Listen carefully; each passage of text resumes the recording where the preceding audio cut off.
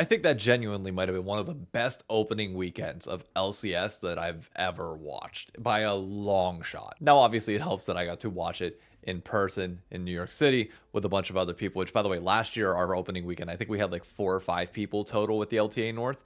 This year, we had like 25, I want to say. It was a packed house. It was awesome. But something I want to do this year to wrap up the weekend's games and fill in those that might not have watched or need to catch a few of the highlights. First and foremost, the live view of me watching it. If I ever get co-streaming rights, that would also be available. Obviously, the highlights themselves are also available on the YouTube channels. But I want to put out my top 5 moments, which can also cover some of the bigger storylines from this past weekend. That way, later in the week, we can just focus on the matchups, the next draws, like some of the more meta conversations, the interviews, things going on. So let's talk about this past weekend, starting at number 5. With Mr. Always Plays Azir. Okay, everybody has flash ready for this fight. This Dragon Soul fight could be everything. They look at Quid. They're not going to find anything super valuable here. Wind becomes lightning, tagging multiple Cloud9 players. Quid with a flash away defensively. There's your ulti from the Nami. Thanatos continuing to retreat back towards the rest of C9. Jose Diodo taking a ton of damage. Goes in for the ulti. C9's not really intimidated by it. And now APA, he wants to shuffle. And he hits Quid. Blabber with the shutdown. As the Guardian Angels also proc. Morgan's in the middle of everybody. And Cloud9 roars to life with multiple kills. Morgan's gonna get one back, but it's still 3 for 1 for C9. This might not be the flashiest APA play. I thought it was really fun in the moment. It really did set the tone where I was like, okay, the second APA needed to pull the trigger and go in whenever the opportunity was available to him. He did, and he pulled it off. He won Player of the Week for the entire LCS this year for a reason. He was involved with 90% of the kills from his team, and in general just was a stud in a world where everybody, honestly, was counting him out to a certain extent. Like, I do understand that C9 is a favorite. I'm not trying to say that, like, he's undervalued in, like, C9's overall standings. But there were many people that were like, okay, he's not Loki. And he's not going to be that guy that you want for C9 that's going to be able to elevate them above and beyond. Yet here he was, the best player on the team. And in my opinion, the best mid laner of the entire weekend as well. A North American-born mid lane talent. Dominating everybody else? Yeah, like, come on. In 2026, that's freaking incredible. Like, absolutely incredible.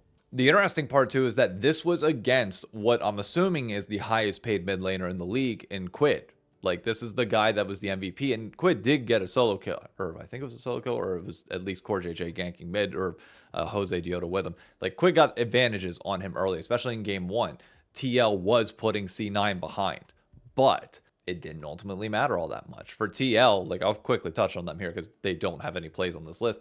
This was a rough opening weekend, a rough opening showing for them, who, look, they were the solo queue gods. They were the ones that we came into this weekend hearing nothing but scrimbuck rumors and everything else from those out in LA.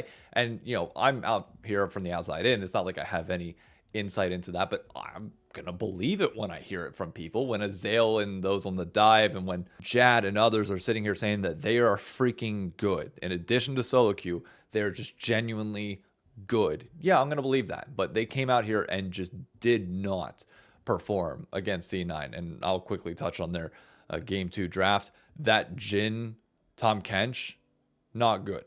No, I hated every single minute of that. It felt like it just like bit like a mosquito. And they also inted the early plays as well, which set it further behind and never even allowed it to take over. Like, the one person that you were looking at for TL and like Morgan and Jose Diodo, like, would they be able to step up in these games? You weren't expecting Yawn in the spot lane to be the one that dropped the ball pretty heavily, especially in that game too. Wasn't expecting that at all. To APA and to C9's credit, they performed well. I'll touch on them again here in a minute. But we have to move up to number 4 with Gryffinn and his incredible debut. Just going to go right back to the Bear and give them no time at all. And this is something I was talking about earlier with the lack of teleports in this game. It's much harder for Zinni to get in here. He has Realm Warp to try to close the distance if he can. Seo's still on the flank. Fudge and B-Boy looking for the opportunity, but Fudge has no Gnar bar. He has to fight as many Gnar if they want to go in. Contracts being chased back away by Gryffinn as the Baron will partially reset. Griffin's over the wall, nearly kills Contracts, instantly goes on a killing spree right back over to grab his Eve off. And Gryffinn is beast mode on the volley bear. A double kill as he knocks down B-Boy. Remember how I said the APA was player of the week? Well, Gryffinn was very close behind him. for being number 2. Probably number 3 with somebody else that'll be later on this list. But this is a start where everybody's like, oh, it's going to take FlyQuest time to gel. It is going to take a little bit longer for them to get up to that point, especially playing against Shopify, who, other than their mid laner, have a level of cohesion that should be well above everybody else. But FlyQuest took it to them. This roster, through one series, feels like the spiritual successor to 100 Thieves in many ways, where it's just, hey, we are young, we're going to gun it, and we're going to go balls to the wall the entire time. Gryffinn having an outstanding debut. He's obviously not a rookie because he played in the LCS South last year, so I'm not trying to say that, he's that, but at the end of the day, that young gun and a little bit of experience that he had, it worked well. Also, want to give a massive shout out, even though his play is not going to be on this list, Gakos in the top lane properly handled Fudge the entire day. It was more of a quiet performance, not one that's going to really stand out as much as other people on his team, but boy, did he look good. Just want to make sure I'm calling that out. At number 3, let's go back to that C9 TL matchup with a player that so many people told me was washed. He's past his prime. He can't do it anymore. Well, can they get the engage here? Team Liquid, they're looking for it. Okay, Jose Dioto going to be in some danger. Blabber wanted to go in, but Jose stays away. Now the follow-up engage on the core JJ, but an equalizer down over the top. Jose re-engage after Blabber. They're looking to burst down the C9 jungler, but Jose dies first. Both junglers out of the picture, but Morgan is also gone. It's a 2-for-1 favoring C9, and APA wants 3. Quid continuing to try to escape into the bottom lane. Thanatos goes over the wall. A little bit more damage is all they need, and Thanatos goes on a killing spree. That Rakan engage was clean. All right. 4-man, making sure that he gets onto the one person that he absolutely needs to charm in this moment. And it's just one where the C9 bot lane is going to be counted out by a lot of people. And for them to, not necessarily in lane, they did fall behind in that game 1, but then after that, just absolutely take it to this TL bot lane, which is supposed to be the best bot lane in the league. Just well done. Well freaking done. I know I put Sven a little bit further down on my ADC list, and I still stand by that for the most part, but I projected Vulcan at number 1. Plays like this are exactly why. He looks good, and so does C9 as they go into their matchup next weekend against Lion, who I don't have any Lion plays on this list, like touching on them very briefly. They beat Dignitas with 2 subs, and it was just a bot lane gap. They nearly chucked game 2, so it's a little bit worrying. But regardless, we will get to see Berserker versus his former team. That will be fun. At number 2, we have to talk about the ADC with balls of steel that led his team, who nobody was picking to win this matchup, to a very close 2-1 series, but one where he, without a doubt, was the lead of the team. That much advantage if they can stall this dragon. Maybe they find a pick, but it looks like engaged now from who. He has Sentinels want to be the ones to pull the trigger. Kisno force back. Sajed shredding through Impact's health bar as who he will die as well. The board hold onto Rahel. He's got a Sajed doesn't go off. Sajed is bombing off in the team fight. Massive damage from the Sivir. A triple kill to Kisno. What did they feed these rookies for breakfast? They stepped up huge. That is Sajed. Get to know the name, folks, because it is very clear that with clean mechanics like that, granted, obviously, Sen's bot lane is not going to be of the caliber of somebody like TL or C9 or potentially FlyQuest, especially with how FlyQuest bot lane performed today.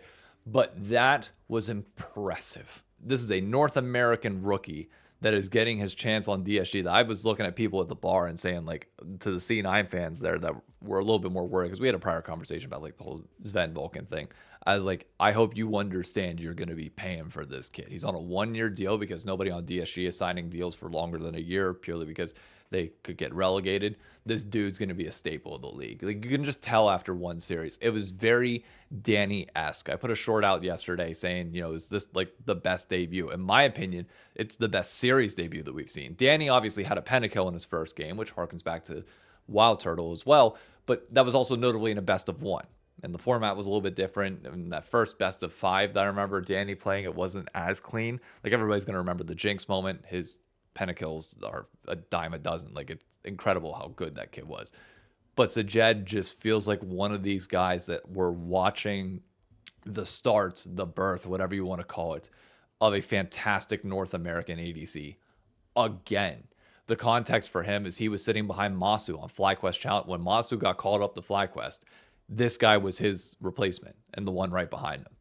And it's just incredible that it's like, I hope people see this and realize that we should have more players like this in the league. Like, you don't have to go out and import all kinds of talent when we have guys like this sitting in tier 2. No, not everybody's of this caliber. I'm not saying that they aren't. But damn, does this kid look good through one series so far, and I hope that it keeps up. Man, Sajed, dude, great weekend. Great start.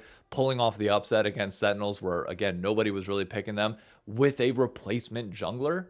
Like, that's just insane. Castle was not having a great series pretty much all weekend. The reason why this series went in DSG's favor was because of Sajed. Like, without a doubt. Flowers to Kisno as well. Again, replacement. Like, this dude just might have earned himself a shot in the LCS on a different team if somebody's jungler falls through or just somebody's not playing well. Like, this kid just earned his shot in tier 1. Congrats, dude. Miss me with these arguments that North America doesn't have talent. Because speaking of that, and number 1 comes from another rookie, a North American rookie, playing on one of the flashiest champions in the game and making it look like light work. Really stuns Obzini. There is your seismic shove into the unravel. It's a textbook play in the mid lane, and bottom side, the 2v2 is a dub for FlyQuest as well. 5-1 game now as Shopify falls flat in 2 separate lanes at the same time. And Cryogen threads the needle there with a death sentence. Masu is going to need a little bit more damage to finish off the kill, and the single auto attack will do it. FlyQuest styling on him in the 2v2. Back this time, they are just slamming them. So both of them, again, same thing, setting it up. I guess he had no clone, or maybe you can't use the clone while you're rooted. That's something I'm not actually sure about. You know, I don't know how that interaction works, but I'm assuming he just didn't have it.